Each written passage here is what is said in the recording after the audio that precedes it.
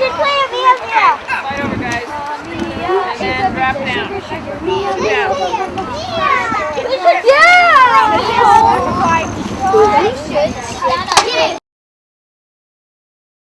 Hi, potatoes.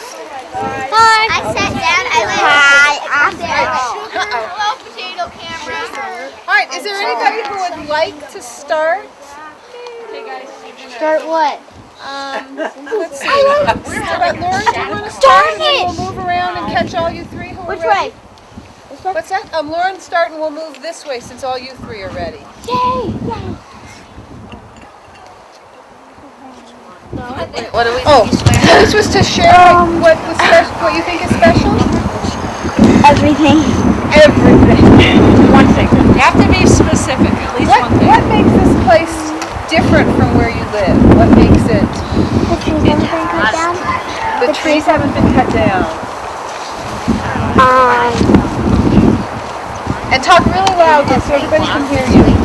You guys, you need to be quiet, okay?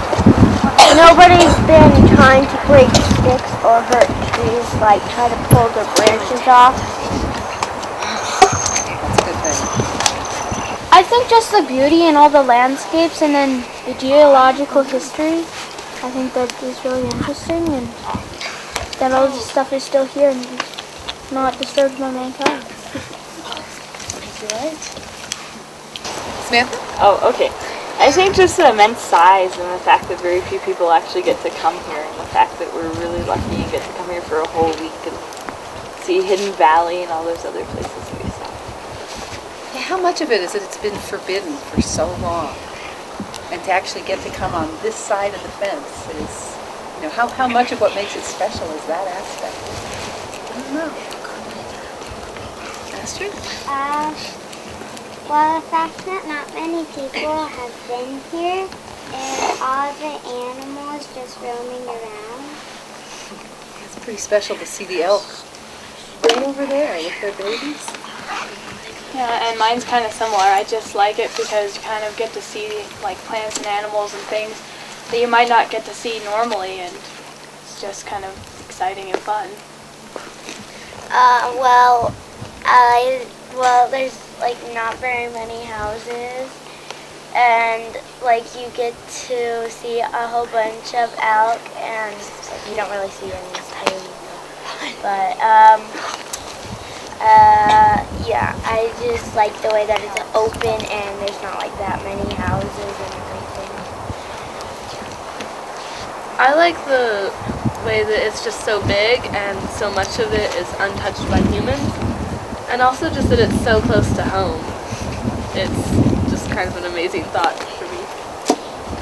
I like it because it's so open and that not so many people get to come here, and that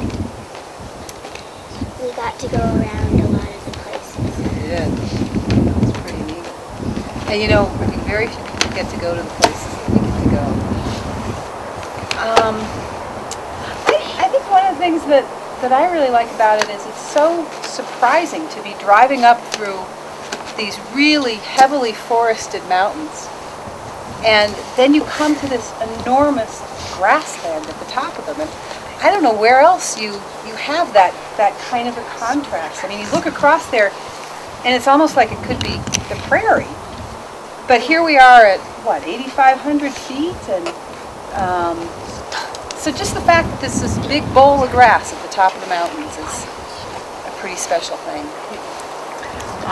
Just like the solitude of this place. It's such a pristine area that in the preserve, and just being able to come up here and just look out and be quiet. I like the elk and all the fish that live here and stuff. I think that's pretty neat. I like it because it does seem like its own little world, because it's got everything. Pretty much everywhere else has like trees and animals and ponds and stuff like that.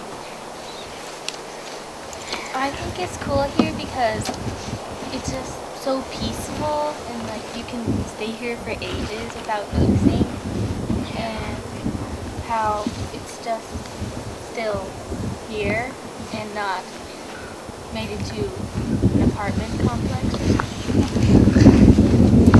I like this place because it's so quiet, and you could probably sit down anywhere if you wanted quiet and get it, because there's aren't any cities or houses or no traffic, and it's really quiet. But it's fun to listen to all the animals. I like that, like, wherever you are in the caldera, you can just look around you and everything you see is part of the caldera. And I also like being able to see a lot of the animals here because, like,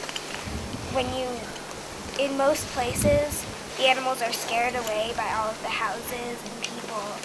But here, they're just kind of free to do what they want, basically.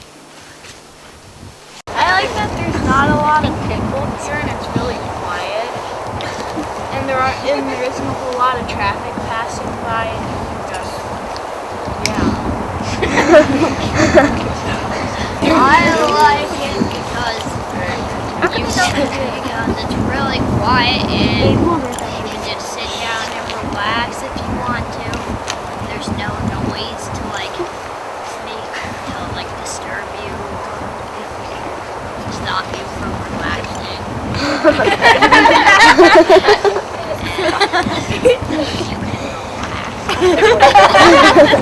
Okay, let's go. And I like my own. Okay. I like it because it's wild, like the plants and animals and the flowers. It's just wild. There's no, like, you can't see a skyscraper standing right there. Well, I just like it because it's wild. I like it because most of it is untouched by humans. You know, like, it's virtually the same as it was millions of years ago. So, that's pretty cool. Well, I like it because, I mean, I've seen these pictures on the covers of National Geographic, and it's like this beautiful national park in the desert, and then right behind the mountain is a factory. There's none of that here. None of that. It's just pure natural, you know?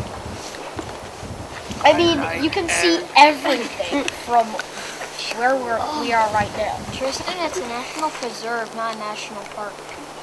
Hey, you know what? Tristan's talking. I mean, you can see where we've been this week, essentially.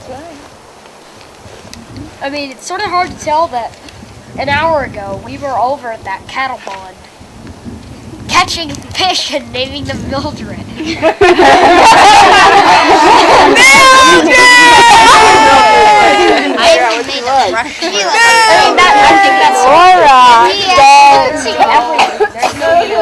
I can't see this picture or that. None of that. See everything at once. Well, hey guys, can you quiet down? It's sort of cool, you know. That's why I think we should do this every year. If there is a camp, I'm going. All right. Well, I've seen elk before, but I have never seen this many elk this close up, and to see the calves, the calf elk. I am just really in awe of these many herds. And I guess as everyone else has said, you know, the solitude you can, well, a few minutes ago you could hear the wind through the pines, you know, the old growth, the diversity of the plants and animals up here. And the fact that the scientists are just now starting to study this area and learn from it. And to me that's very exciting, and I'm really going to be interested to see what they learn, you know, in the next years. Like they're learning about the coyotes. Next year they're going to collar maybe some of the elk calves. I think this is really an amazingly special place, and I'm really grateful that it's been made a preserve, and I hope it can stay a preserve. Still wonder why. I like this place because of its culture and history. Its history is amazing because it goes from a long time before this time, and I just think it's a really special place because of its history. It can teach you a lot of things. I think the geology of this place is kind of fascinating. It's like when you're standing here in the meadow, you tend to forget that you're in these little flash sections. So neat. Well, I think it's special because all of this, people live here, and like this is nothing but my backyard, and so like just having it through your backyard, and if you take a picture, then you have it. Looks like a photographer took it, and it's like took a lot of work and stuff. You can just take one picture and it looks like.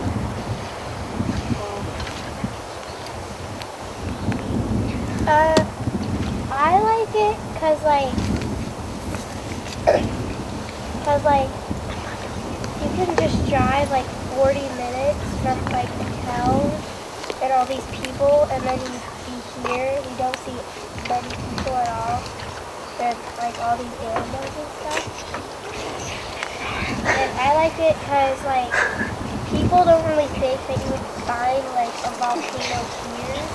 Like it'd be something like in Hawaii or something. But like I like it because there is a volcano here. So yeah. I also like this place because of the geology, and I think it's really cool that it used to be a volcano, and now it's this beautiful green place. I think this place is really special because when I first came to New Mexico, which was a long time ago, I heard about this place, and it wasn't called the Valles Caldera, it was called the Baca location when I first came here, because it used to belong to the Baca family 150 years ago. And we snuck into it on the side, on the Santa Clara side. There was a fence, and we said we want to just go see what the Baca location looks like, and we knew we couldn't really go in, but we decided to cross the fence and go in, and it was the most beautiful place I'd ever seen in my life. So I thought I really want to spend the week here, and really it's as beautiful inside as I thought it was going to be. So it's a pretty amazing thing to have that happen. I believe that this unusual place, the caldera, caved in, the volcano caved in, so no more magma holding it up, is a treat to the earth because it's so unusual, and it's, you don't find it everywhere, you just see it. It's like once in a lifetime opportunity to be here. I mean, some people has gone to camp 2 years, but that's like lucky, because not everybody gets to see it. Like some of the oldest people on earth might have not even seen the caldera. And so it's really special to be able to go as a child, young in your life, to be able to do stuff like being here and being able to have the opportunity to do things that you never thought were in this world before. It's just cool. I want to read a really short little poem that I think in some ways encapsulates a lot of what you guys have been talking about in terms of how... Oh, I'm sorry, did we miss somebody? No. Oh, okay, good. Do you want to add something real quick? I have a question for Esther. So did you actually sneak into the caldera itself? No, well, we saw that on the map, right? It's a big square, right? And the caldera is inside that square. So where we snuck in was not in the caldera part. It was kind of on the edge of the caldera. Yeah. Okay. But it was still inside the park? Yeah, it was inside the land, yeah. I'm sorry, before we do the poll, let's catch everybody over here. I like it because you own it, and I own it, and we can tell people how we want it managed, and it'll stay this way forever. Louis? Well, if we manage it right. You want to say something, Louis? No? Well, I think all the reasons you gave made it special, but it's also special to me because I could go out with all of you today. You were special to me as well. What about Sue, back there? Your photographers? Oh, it's just too beautiful. All I have to do is point the camera. Speaking of pointing the camera? Yeah, I like it because basically the history, I think, because 1.2 million years ago, we wouldn't be standing right here. We might actually be on our way to the prairie in Kansas at we'd be this point. somewhere down by Black Mesa over there. But just to think of that, and then look at this now, you can see what nature does with this planet. And if we kind of leave it alone, it does a pretty good job, if you ask me. I love this place. This is great. And thank you for letting me take on it. It's great. Isaiah, did you have your hand up? Oh, I didn't know if you had your hand up. Okay. Well, there's a bunch of quotes in your journal, but one that didn't get into the journal that I think I really like to think about when you're just kind of sitting here looking out over such a beautiful place is by a writer named Khalil Gibran. I'm not sure how you pronounce his last name. Forget not that the earth delights to feel your bare feet, and the winds long to play with your hair. I just think that's very sweet. So, Natalie, you mentioned the fact that we own this, and that we can tell ourselves, basically, what we want to do with it. And that's something we really haven't had a chance to get into much this week. But when this was made a preserve in 2001, the legislation that enabled the government to buy it said that it has to be self-sufficient after a certain period of time. And that means it has to pay for itself. So unlike a national park or a national forest, where it gets huge subsidies from the government, along with the money that comes in from people who, when you pay to get into a national park or when you pay to get a logging permit in the forest, this place eventually has to support itself financially. And this is a huge experiment in land management. This has never really been done before. And so the trust, the people who are making the decisions on how to manage this have a huge job to try to figure out how do we keep this place so special, and how do we keep the things that make it special intact and make money off of it. And the people who serve on the trust represent all sorts of different interests. And some of them are scientists, and some of them are ranchers. Some of them represent people who want to bring their cows up here or who want to cut down trees. And those are considered legitimate uses because this was once a working cattle ranch, and the way they supported themselves was to let timber companies come in and cut down trees. We'll get there in just a second, Jacob. So the trust is really trying to figure out, what do they do and how much do they let people do here? And that's one reason that things are so limited right now, as we mentioned how they don't know what all the pieces are. And so the scientists right now are trying to figure out what those pieces are. But once they've got this baseline information, then I think they're going to start letting more and more people in. And that they have to figure out, is it going to be for recreation? Is it going to be for fishing, for hunting, for cattle grazing, for logging? And I bet the trust might be interested to hear from you guys what you think that this should be used for, and how can you balance all of these different kinds of uses that might be sort of competing. Jacob? Bring visitors in for money. Like they have to pay $4 to get in. This is a really good point. Do you collect a lot of money from a few people and have it be really expensive, but then you don't have so many people in? Or do you collect a little bit of money from a lot of people, and then if you let too many people in, have you lost that sense of solitude that you get here? How do you figure out what's the right amount of people to let in and how much to charge them? So you should charge them, well, like 200 like Disneyland, because then you don't get to go in often. It would limit the amount of people, a lot of people. It would sort of limit the amount of people. And some people would rather go to Disneyland than this place. And it'd make more money because $200 for a family is pretty much, they'd make a good profit. They'd make a good profit, but then would that make it off limits to all sorts of people who couldn't afford to pay? Yeah, because thinking of that, with this group, I don't think that our parents are gonna send us in here for 3 weeks at what's Maybe they should make it $30. what's 21 times 200? I mean, think about that. Cause if it's 200 per day on, even like a family, that's a lot of money. It's $4,200. I don't even think Peak would be able to do that in all its money then. Even with supporting. What I was thinking was like $40 per week. That'd be pretty profitable.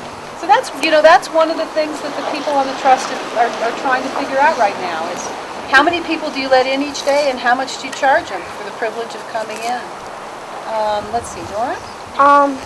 Well, I think you should do it cheap because more people will come in and you will be able to pay for your land. You should do a what? You should make it more cheap because more people will come in and you'll get more money. And you would then have to spend a lot of money. But if it was like Disneyland, if it was like huge crowds and you had to line up just to get a chance to see the elf. But people can't do that, because then what they'd have to do is kind of like But my you can't just roam anywhere, That's another good You question. can't Is how restricted should it be? We didn't go out all and just go, oh, let's go there, let's go there, let's go there. Right. We actually went to certain places. Should we allow people to go everywhere? No, because then it's making it unsolitary, and the animals, they won't feel safe. Because animals are more scared of us than we are of them, and I don't think they want to have to fight back here because after so many years they've been here without made their home. Yeah, they've made their home here, and with so many people coming in at an inexpensive price, it's too much.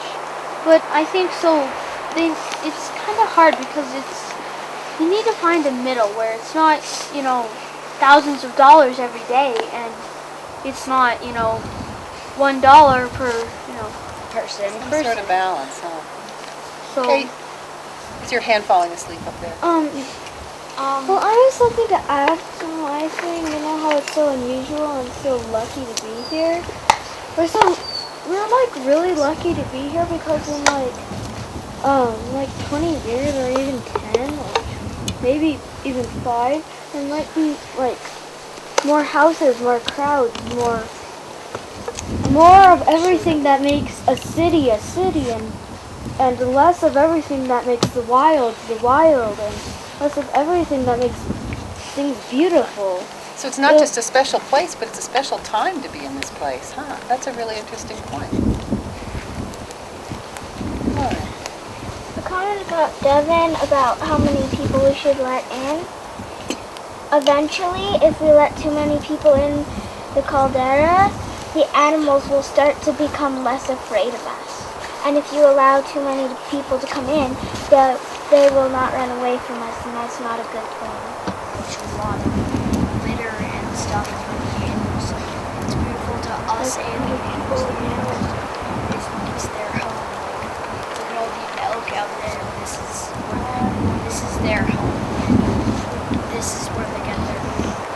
And if you let too many people in, then there will be lots of trash. Most people would try and pick up the trash, but usually they would let it slide on their feet. I agree that you don't want to let a lot of people in, but what if people don't get to come in, then are they going to care about it as much? I mean, do you care about it more now than you did a week ago? Yes.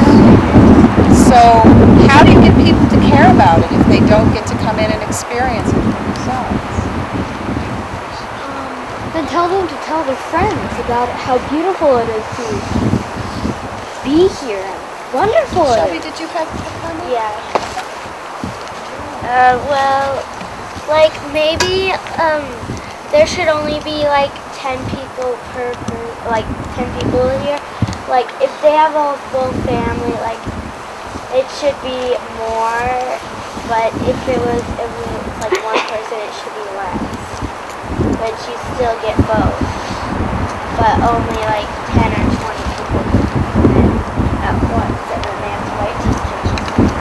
you have to just wait your turn. And you put in and you might have to wait for years. Jacob, you were waiting? What about my point about one person, well, just think about this. Who would rather go to the Disneyland than the Valles Caldera? I mean, Well, let's take a poll.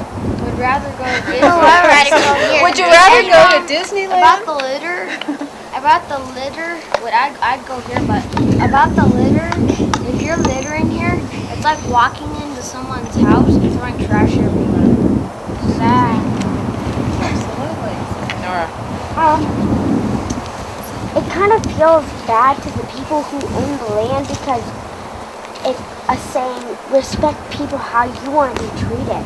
And it kind of hurts their feelings because you're littering and killing the animals because they might choke on the trash that you're littering. And you won't get to see a lot of animals of the population. But as Natalie said, it's everyone's land. Yeah. Because it's owned by the government. Nobody found it. It was here before we were. Well, that's a good point. The whole idea of can you really own a piece of land? You know, does it belong to us or does it belong to nature? Let's see, I think we have time for a couple more comments and then we probably need to start really wrapping it up. Talia, did you have something you wanted to say? About what Lauren was saying about if you have to,